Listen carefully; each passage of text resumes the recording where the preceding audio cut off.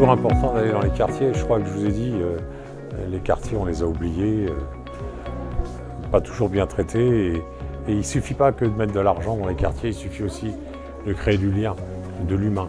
Et je crois qu'on a oublié un peu trop l'humain. Et c'est d'aller au-devant des gens, d'aller dialoguer, d'aller les aider. Mettre le coup de pouce des fois qui n'est pas grand-chose, mais le petit coup de pouce peut basculer la vie d'un jeune ou d'un moins jeune. Sincèrement, les mentalités changent, heureusement. Je fais partie des gens peut-être aussi qui ont secoué, comme on dit, le cocotier. Ouais, il faut ce coup de pouce, mais ils se rendent compte, nos politiques se rendent compte qu'il faut qu'on aille au-devant des jeunes. Parce que les jeunes dans les quartiers ne parlent plus à Pôle emploi, ne parlent plus aux missions locales, ne parlent plus. Vous parlent à vous, pas à moi, plus à moi. Donc c'est à moi d'aller au-devant d'eux. On avait une réputation de dire que c'était une voie de garage où quand vous n'aviez rien fait à l'école, vous alliez devenir apprenti.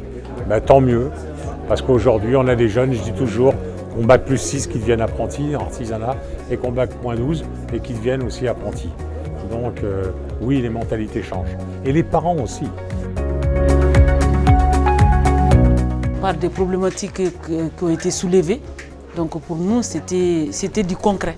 On aimerait bien qu'ils voient des choses concrètes et qu'on trouve des solutions concrètes. Si le dispositif existe, c'est important déjà de dire que ces dispositifs ne restent pas, je ne sais pas, dans les locaux, mais qui viennent quand même dans les quartiers. Donc c'est un moyen pour mettre quelqu'un qui est délégué pour ces dispositifs et qui viennent voir des gens vrais, les parents et les jeunes, et puis pour trouver des solutions.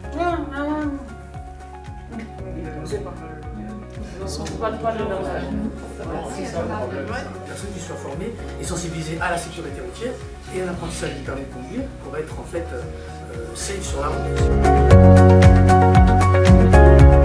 Oui, c'est très important parce qu'en fait, comme je l'ai dit, il y en a beaucoup qui s'autodiscriminent dès le départ en partant de leur, on va dire, de là où ils ont grandi, de là où ils vivent. C'est vrai que c'est pas facile, mais on oublie souvent que dans le monde, il y a pire. Il y a toujours pire que nos situations aujourd'hui, donc dans un pays où on peut réussir si on a envie. Donc, du coup, les messages à faire passer, c'est de dire que c'est pas forcément l'État qui va nous aider, mais c'est à nous de nous aider mutuellement et déjà de faire des choses pour pouvoir réussir et progresser. Comme je le disais, en fait, c'est qu'aujourd'hui, on perd énormément de temps sur beaucoup de choses qu'on devrait mettre de côté, par exemple la télé. Donc en fait, la plupart des choses, c'est que même à l'école, les formations qu'on donne ou toutes les choses qu'on apprend à l'école, c'est une base. Mais la réussite d'un individu, ça va rester dans son envie de toujours aller chercher autre chose et surtout de comprendre le monde dans lequel il est. Et la clé de la réussite, elle est là pour moi. Il faut être acharné, il ne faut pas lâcher, c'est-à-dire qu'il ne faut pas lâcher. Et surtout, ce qui est très important, c'est que dans tous les parcours que vous verrez autour de vous et les gens qui existent aujourd'hui, tous ceux qui ont réussi, ils vont tous vous dire que la réussite d'une personne, c'est aussi dans les mentors qu'on rencontre au cours de nos parcours. Et l'idée, c'est de se dire que tôt ou tard, il y aura quelqu'un qui sera là pour nous écouter. Donc il faut s'acharner pour rencontrer les bonnes personnes. Mais si on ne s'acharne pas et on baisse les bras dès les premières difficultés, on va nulle part.